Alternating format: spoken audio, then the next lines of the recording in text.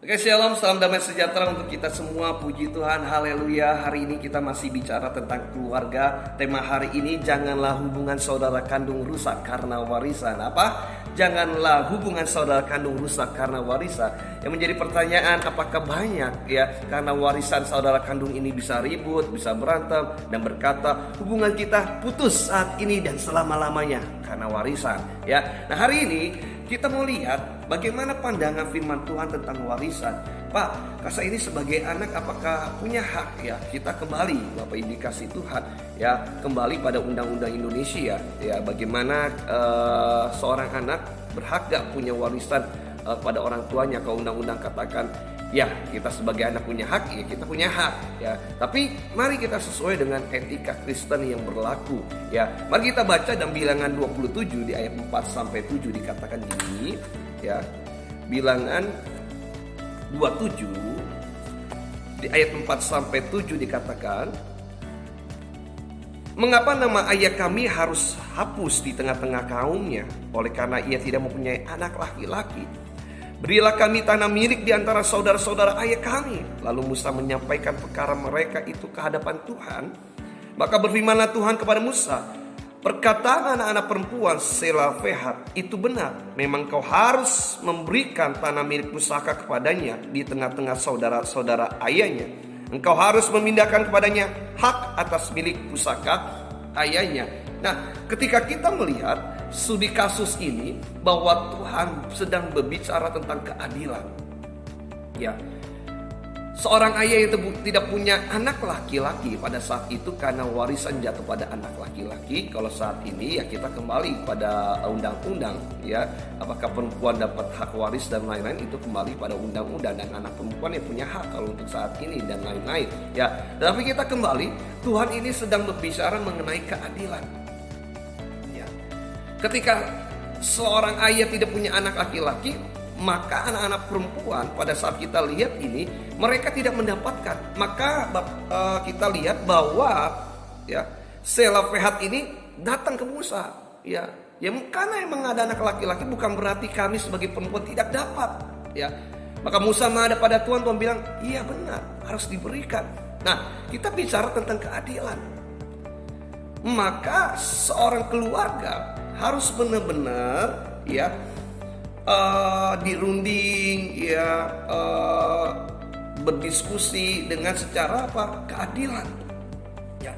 Namun jika ada suatu hal yang terjadi bagi setiap anak-anak Tuhan ya, kita ngomong tidak enaknya, Pak, bagaimana saya tidak mendapat keadilan dalam membagikan harta warisan? Saya mengatakan tidak perlu kecewa, tidak perlu putus asa, tidak perlu sakit hati, tidak perlu berkata pada sanak saudara, tidak perlu bicara pada kakak dan adik, hubungan kita sudah putus. Tidak apa-apa. Ya. Bapak Aris enak aja ngomong kayak gitu ya. Karena kita harus pegangan pada etika Kristen. Maka jangan sampai karena bicara tentang warisan, iblis menyelinap memberikan kita kekecewaan, iblis menyelinap memberikan kita kepahitan, iblis menyelinap akhirnya apa? Karena masalah ini kita tidak mengalami kemenangan di dalam kemerdekaan dalam Kristus ya. Maka jika kita tidak menerima keadilan, maka tetaplah mengasihi saudaramu, bahwa kita di bumi hanya sementara. Bapak Ibu dikasih Tuhan. Yang kedua ya, kita akan percaya bahwa orang yang takut akan Tuhan akan diberkati. Haleluya. Amin. Kita buka Mazmur 112 di ayat 1 sampai 3. Mazmur 112 ayat 1 sampai 3 dikatakan gini. Berbahagialah, haleluya, berbahagialah orang yang takut akan Tuhan, yang sangat suka kepada segala perintahnya. Anak cucunya akan perkasa di bumi, angkatan orang benar akan diberkati. Harta dan kekayaan ada dalam rumahnya, kebajikan tetap untuk selama-lamanya. Haleluya, amin ya. Jadi hari ini ya, kita mau santai sebagai anak Tuhan. Artinya apa?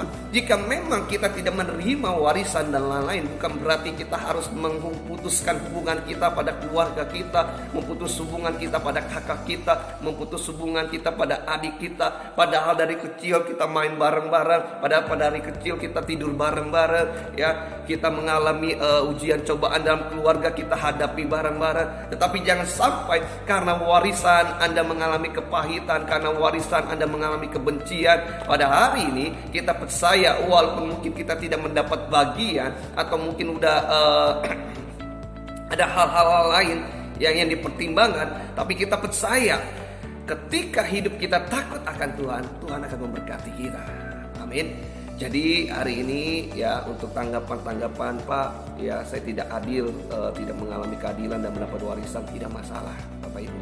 Ya, karena kita sadar bahwa hidup kita di bumi ini hanya sementara. Yang kedua, kita harus sadar bahwa orang yang takut akan Tuhan akan diberkati. Bukan untuk kita saja, bukan untuk orang tua saya, tetapi kita lihat bahwa di ayat 2 dikatakan anak cucunya akan perkasa di bumi. Angkatan orang benar akan diberkati. Haleluya, haleluya, haleluya.